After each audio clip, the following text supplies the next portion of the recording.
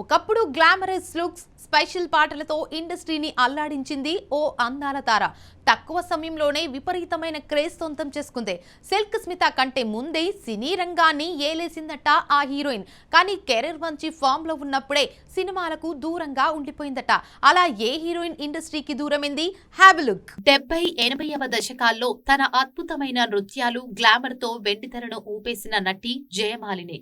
గుడివాడ వెళ్ళాను, గుంటూరు పోయాను, సన్నజాజులోయ్, కన్నెమోజులోయ్ వంటి ఎన్నో ఆల్ టైమ్ హిట్స్ సాంగ్స్ తో అప్పట్లో ప్రేక్షకులను థియేటర్లకు రప్పించిన ఘనత ఆమెది.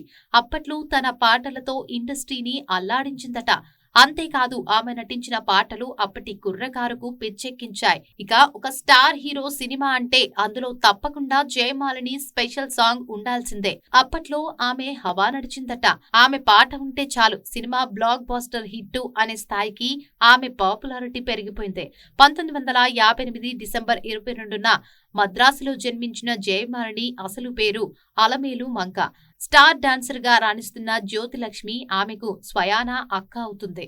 అక్క డాన్స్ చూస్తూ పెరిగిన అలమేలు కేవలం 12 ఏళ్ల వయసులోనే తన మేనమామ టి.ఆర్. రామన్న దర్శకత్వంలో వచ్చిన ఒక తమిళ చిత్రం ద్వారా పరిశ్రమలోకి అడుగుపెట్టారు. ఆ తర్వాత ప్రముఖ దర్శకుడు బి. విఠలాచార్య ఆడదాని అదృష్టం అనే సినిమాలోని స్పెషల్ సాంగ్ ద్వారా తెలుగు తెరకు పరిచయం చేస్తూ ఆమె పేరును జయమాలినిగా మార్చారట. జయమాలిని అన్నదమ్ముల అనుబంధం చిత్రంలో నందమూరి బాలకృష్ణ సరసన హీరోయిన్ గా నటించినప్పటికీ ఐటమ్ సాంగ్స్ ద్వారానే విపరీతమైన క్రేజ్ సంపాదించుకున్నారు. ముఖ్యంగా సీనియర్ ఎన్టీఆర్ నటించిన యమగోళ సినిమాలోని గుడివాడ వెళ్ళాను పాటతో ఇండస్ట్రీని షేక్ చేశారు జయమాలిని. అప్పట్లో స్టార్ హీరోల సినిమాల్లో జయమాలిని పాట ఉండటం ఒక సెంటిమెంట్ గా మారింది. సిల్క్ స్మిత వంటి వారు ఇండస్ట్రీకి వచ్చినప్పటికీ జయమాలిని క్రేజ్ ఏమాత్రం తగ్గలేదు. దాదాపు 20 ఏళ్ల కెరీర్ లో తెలుగు, తమిళం, కన్నడ, మలయాళ, హిందీ భాషల్లో కలిపి 600కు పైగా సినిమాల్లో నటించారు.